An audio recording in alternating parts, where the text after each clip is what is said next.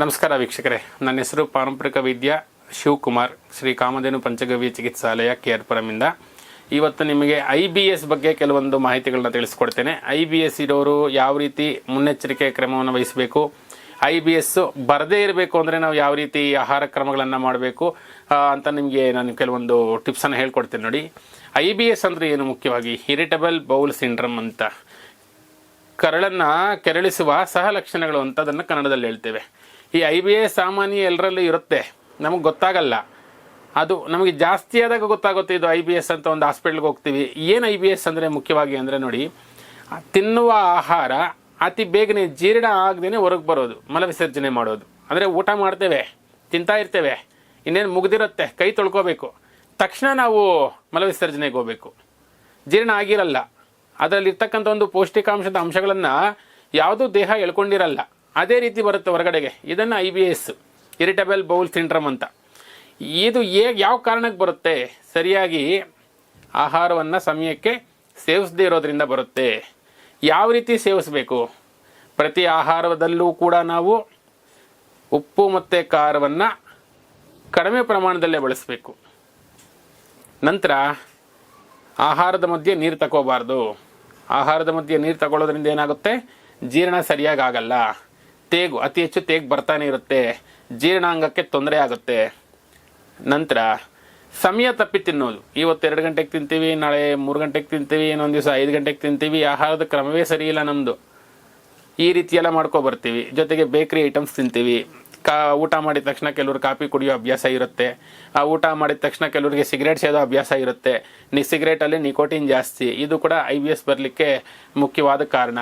ಇನ್ನು ಕೆಲವರು ಏನು ಮಾಡ್ತಾರೆ, ಊಟ ಮಾಡ್ತಾರೆ, ಮಧ್ಯಾಹ್ನ ಊಟ ಮಾಡ್ತಾರೆ, ಮಲಗಿಬಿಡ್ತಾರೆ.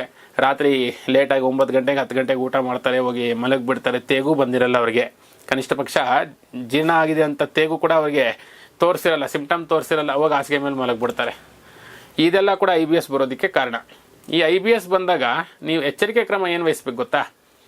ಯಾವ ರೀತಿ ಇದನ್ನು ನೀವು ಮನೆಯಲ್ಲೇ ಮನೆ ಮದ್ದಲ್ಲಿ ನಿವಾರಣೆ ಮಾಡ್ಕೋಬೇಕು ಗೊತ್ತಾ ನಿಮಗೆ?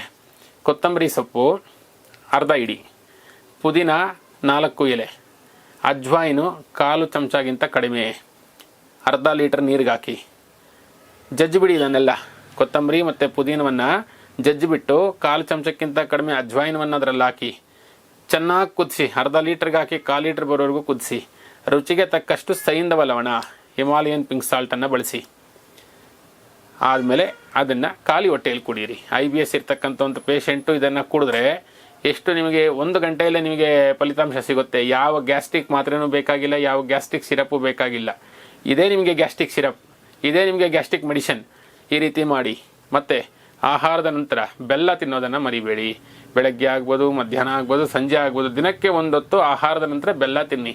ಈ ಬೆಲ್ಲ ಸೇವಿಸೋದ್ರಿಂದ ಏನಾಗುತ್ತೆ ಅಂದರೆ ಜೀರ್ಣಕ್ರಿಯೆ ರಸಗಳು ಉತ್ಪತ್ತಿಯಾಗುತ್ತೆ ದೇಹದಲ್ಲಿ, ನಾಲಿಗೆಯಲ್ಲಿ. ಜೀರ್ಣಕ್ರಿಯೆ ರಸ ಉತ್ಪತ್ತಿ ಆದಾಗ ಜೀರ್ಣಾಂಗ ಕರೆಕ್ಟಾಗಿ, ಜೀರ್ಣಾಂಗದ ವ್ಯವಸ್ಥೆ ಕರೆಕ್ಟಾಗಿ ಕೆಲಸ ಮಾಡಿ ನಮಗೆ ಈ ಒಂದು ಗ್ಯಾಸ್ಟ್ರಿಕ್ ಸಿಂಪ್ಟಮ್ ಬರಲ್ಲ. ಈ ಗ್ಯಾಸ್ಟ್ರಿಕ್ ಸಿಂಪ್ಟಮ್ಮು ಬರಲ್ಲ, ಅದ್ರ ಜೊತೆಗೆ ಅಲ್ಸರೂ ಇರಲ್ಲ, ನಮಗೆ ಎರಡೂ ಇರಲ್ಲ. ಹಸಿಮೆಣಸಿನಕಾಯಿನ ಕೆಲವು ದಿವಸ ಕಡಿಮೆ ಮಾಡಿ.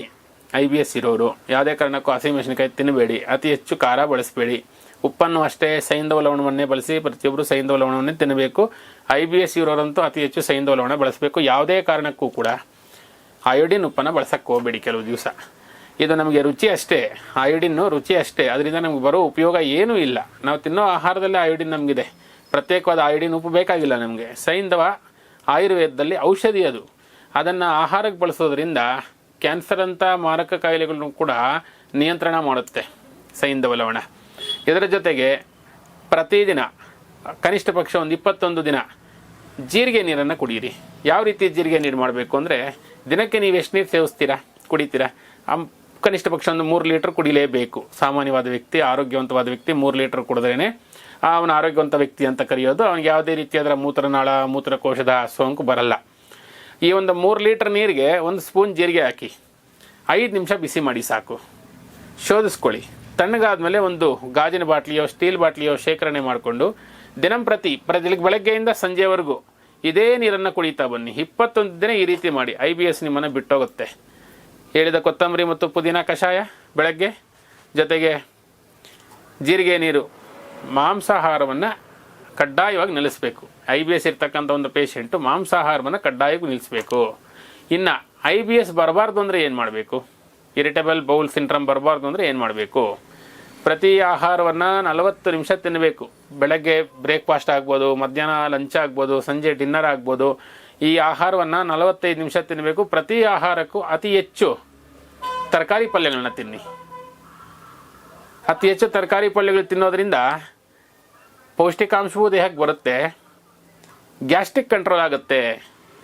ತರಕಾರಿ ಪಲ್ಯವನ್ನು ಬೇಯಿಸೋದಕ್ಕಿಂತ ಉರಿಬೇಕು ಪ್ರೇಕ್ಷಕರೇ, ಅದರ ಕಂಟೆಂಟ್ ಅದರಲ್ಲಿ ಉಳಿಯುತ್ತೆ. ಈ ಉಳಿಯೋದ್ರಿಂದ ಏನಾಗುತ್ತೆ, ದೇಹಕ್ಕೆ ಅತಿ ಹೆಚ್ಚು ಪೌಷ್ಟಿಕಾಂಶ ಬರುತ್ತೆ. ಸೊಪ್ಪಿನ ತರಕಾರಿ ಹೆಚ್ಚಿಗೆ ತಿನ್ನಿ. ಸೊಪ್ಪಿನ ಪಲ್ಯಗಳು ಹೆಚ್ಚಿಗೆ ತಿನ್ನೋದ್ರಿಂದ ನಮ್ಮ ಒಂದು ಧಾತು ಕೂಡ ಪುಷ್ಟಿ ಆಗುತ್ತೆ. ಸಪ್ತ ಧಾತುಗಳು ವೃದ್ಧಿ ಆಗುತ್ತೆ. ರಕ್ತ ಆಗ್ಬೋದು, ಮಾಂಸ ಆಗ್ಬೋದು, ಮಜ್ಜ ಆಗ್ಬೋದು, ಪ್ರತಿಯೊಂದು ಕೂಡ ವೃದ್ಧಿ ಆಗುತ್ತೆ. ಚೇತರಿಕೆ ಗೊತ್ತಾಗುತ್ತೆ ನಿಮಗೆ ಪ್ರೇಕ್ಷಕರೇ. ಪ್ರಯತ್ನ ಮಾಡಿ, 21 ದಿನ ಪ್ರಯತ್ನ ಮಾಡಿ. IBS ನಿಮಗೆ ಎಷ್ಟಕ್ಕೆಷ್ಟೋ ಕಂಟ್ರೋಲ್ ಆಗುತ್ತೆ. IBS ಬರೋದು ಇಲ್ಲ. ಸಾಮಾನ್ಯ ಈಗ ಎಲ್ಲರಲ್ಲೂ IBS ಇದೆ, ಗೊತ್ತಾಗುತ್ತೆ ನಿಮಗೆ 21 ದಿನ ಬಳಸಿದ್ರೆ. ನಮಸ್ಕಾರ ಪ್ರೇಕ್ಷಕರೇ, ಮುಂದಿನ ವಿಡಿಯೋದಲ್ಲಿ ಸಿಗೋಣ.